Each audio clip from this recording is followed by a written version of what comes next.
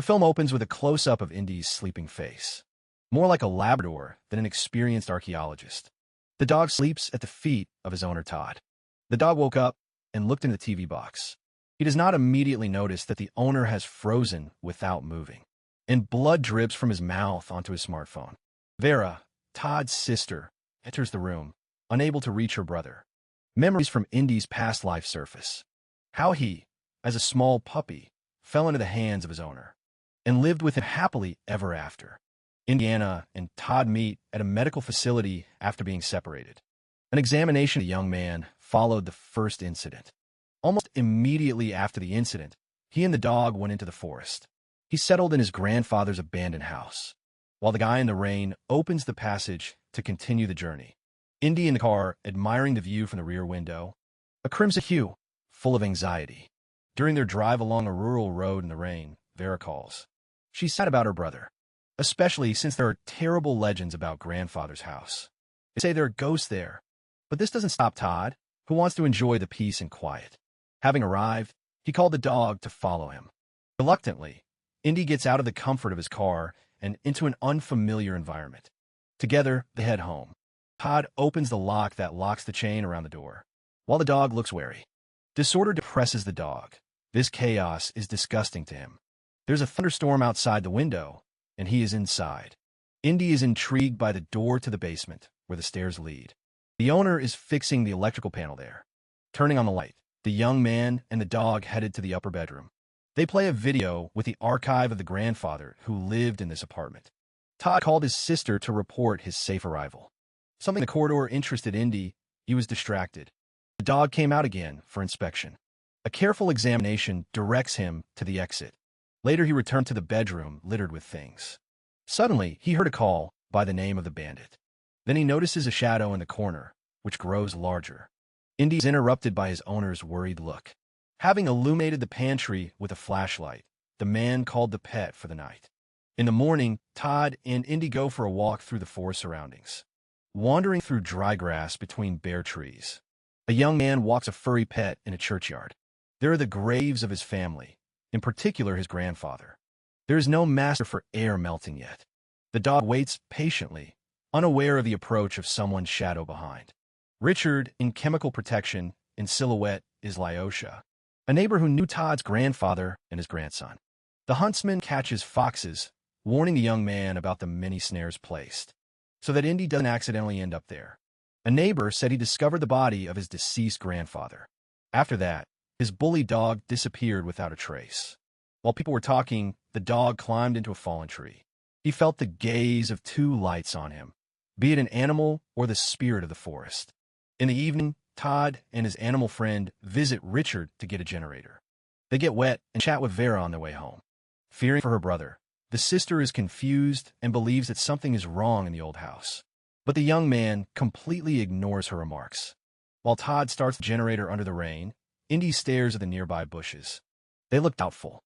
After that, they go home to watch TV and eat. At night, Indy dreams that he is in the basement, from where a black hand is reaching out to him. Waking up, the dog looks at photographs of the previous tenant, including a photo of the bandit. Golden Retriever wearing a red bandana around his neck.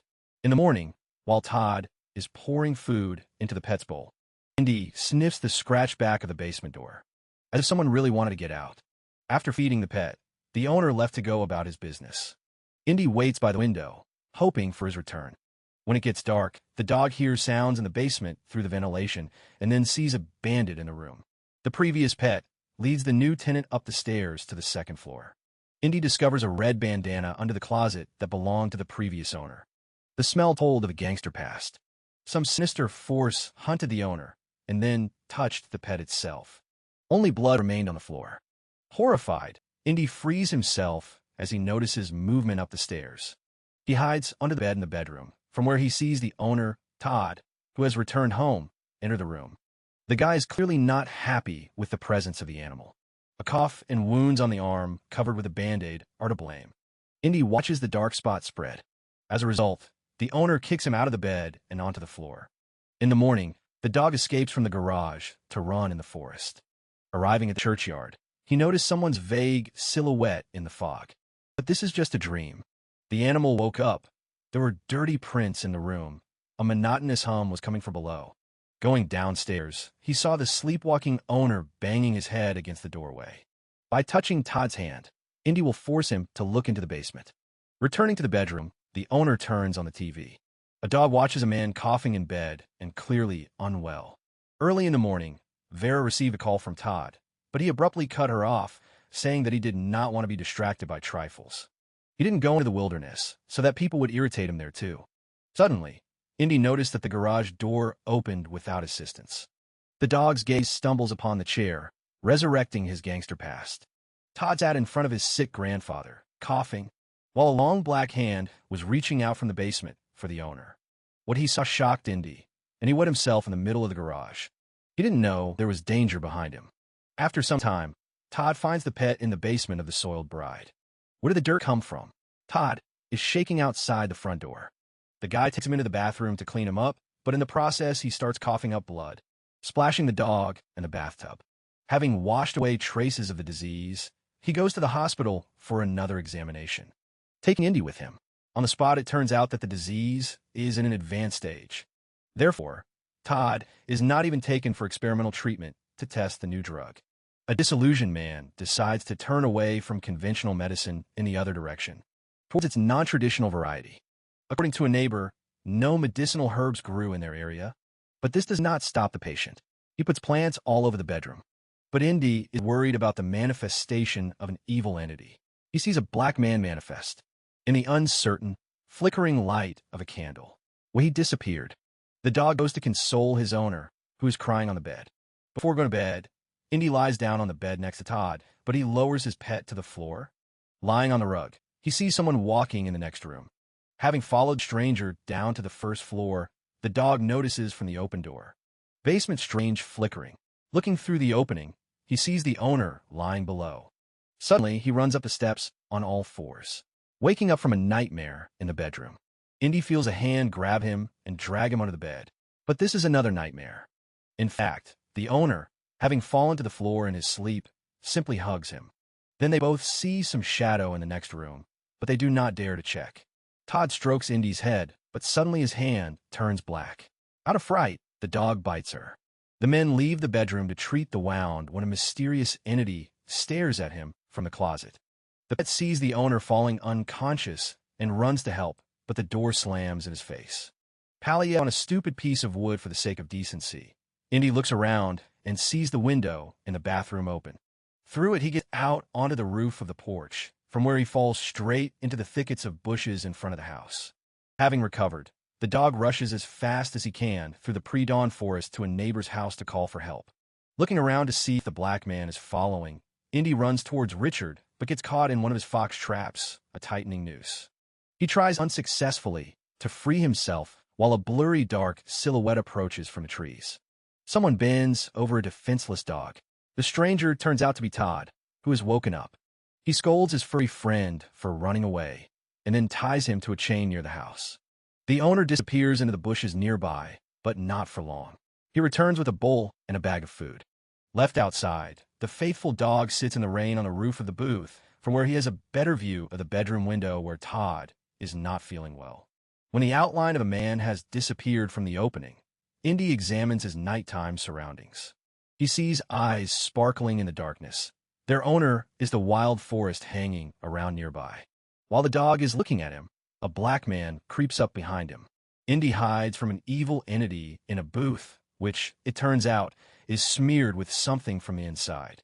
From there, the dog looks at the bedroom window, where the owner is getting worse and worse. When a black hand bursts out of the ground, the dog runs out. A metal chain prevents you from hiding under the house. The black stranger pulls the pet towards him. Then Indy uses a cunning technique of a shaggy ram. Accelerating, flies into the booth, turning it over with his mass. He manages to break out the anchor holding the chain from the fragile wood, after which the dog returns to the house. He looks at the closed entrance, wondering how to get inside, but then an unknown force opens the descent to the basement, and then the lower door. Walking down the rain-soaked steps, Indy comes across the dried-up skeleton of a dog with a red bandana, his missing bandit grandfather. At this time in the bedroom, he, choking, exhales his last breath. Suddenly he feels better. Hearing the noise, he gets out of bed. In the room, the candles go out one after another. Only in a flash of lightning the room and the approaching dirty footprints on the floor are illuminated. Frightened, he wants to close the door, but an unknown force throws him back. Then he lights the lantern, dispersing the darkness. Indy, who had made his way through the basement, comes running into the light. The dog consoles his beloved owner, who is glad to see him and apologizes for leaving him to spend the night on the street. However, while petting the pet, the man notices a creepy nuance. His own dead body on the bed with pill bottles lying around. He barely has time to realize that he has died and become a ghost when a black man appears behind him. He grabs Todd and drags him into the basement. Indy runs after the owner's spirit, but is faced with a locked door. Then the pet bravely jumps out the window, breaking the glass to get into the basement from the street, as he did a little earlier. In the basement, the dog sees the entrance to a certain cave from where Todd's frightened cry can be heard. Indy rushes into the unknown, following his owner. After a while, he pulls him out, covered in mud, but then a black man comes through the door to finish what he started.